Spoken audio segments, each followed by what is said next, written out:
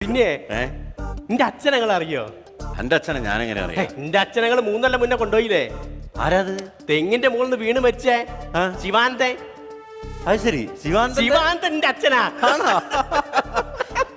അച്ഛൻ മരിച്ചെന്ന് ഞാനും അമ്മി ചിരിച്ച് അച്ഛൻ മരിക്കണമെന്ന് ചിരിക്കേ? ഭയങ്കര കോമഡിയാ. അച്ഛൻ തേങ്ങ വലിക്കാൻ പോകാനാണല്ലോ.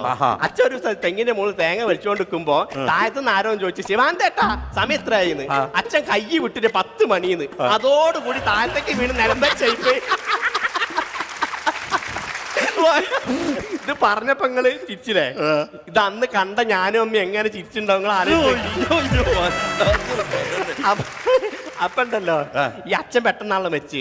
പെട്ടെന്ന് മരിച്ചപ്പോ ഞങ്ങൾ ഈ സ്വത്തിന്റെ കാര്യത്തിലൊന്നും തീരുമാനത്തിലെത്തിയില്ല. അപ്പൊ നിങ്ങളിപ്പോ ഒന്ന് വിളിച്ചു തരികയാണ്, എനിക്ക് ചോദിക്കാൻ ആധാരം എവിടെയാ വെച്ചതെന്ന്. ആധാരം കാണില്ല.